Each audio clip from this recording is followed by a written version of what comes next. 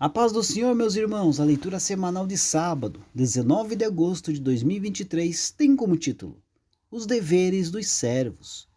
O texto bíblico encontra-se na primeira carta de Paulo a Timóteo, capítulo 6, versículo 1, que diz assim: Todos os servos que estão debaixo do jugo estimem a seus senhores por dignos de toda honra, para que o nome de Deus e a doutrina não sejam blasfemados. Queridos, Paulo e Timóteo viviam em uma sociedade marcada pela escravidão.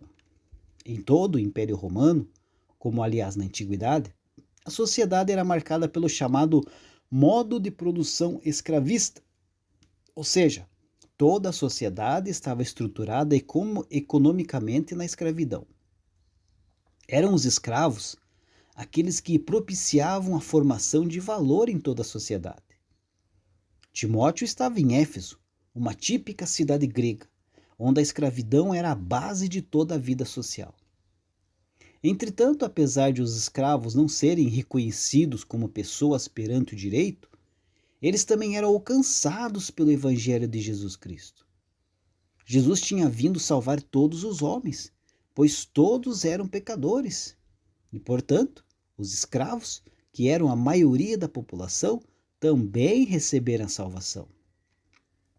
Mostra-se uma vez mais que, ao contrário do que se anda dizendo por aí, queridos, a Bíblia Sagrada nos mostra que o cristianismo trata todos os homens igualmente, sem qualquer distinção.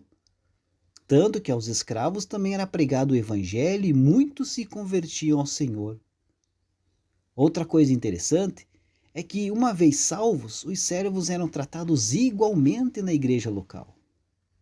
Embora na vida social permanecessem sendo escravos, o fato é que os servos eram tratados como irmãos em Cristo Jesus pelos seus senhores, como fica claro em Filemão, versículo 16, quando o apóstolo Paulo lembra a Filemão que Onésimo, o escravo foragido, e que havia se convertido, deveria ser recebido pelo seu senhor como irmão amado. Em Efésios 6 e 9, o apóstolo já havia dito aos crentes de Éfeso que os senhores deveriam tratar os seus escravos, lembrando que todos são servos de Deus e que o Senhor não faz acepção de pessoas.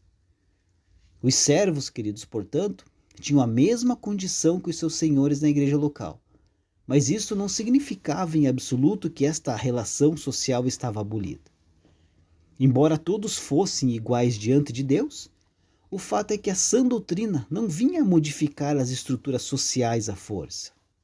Muito pelo contrário, e em momento algum do texto sagrado, nós vemos qualquer defesa de uma rebeldia ou de obrigatória libertação dos escravos que se convertessem ou que os seus senhores cristãos obrigatoriamente libertassem seus escravos quando se tornassem cristãos. E por que isto ocorre? Por um motivo simples. A ação da graça de Cristo Jesus não se dá pela violência ou por uma reforma social ou política, mas sim pela purificação das consciências e da assunção dos valores do reino de Deus. E após uma transformação no coração, ter-se-á com a santificação da sociedade o seu amoldar aos valores divinos, à vontade de Deus.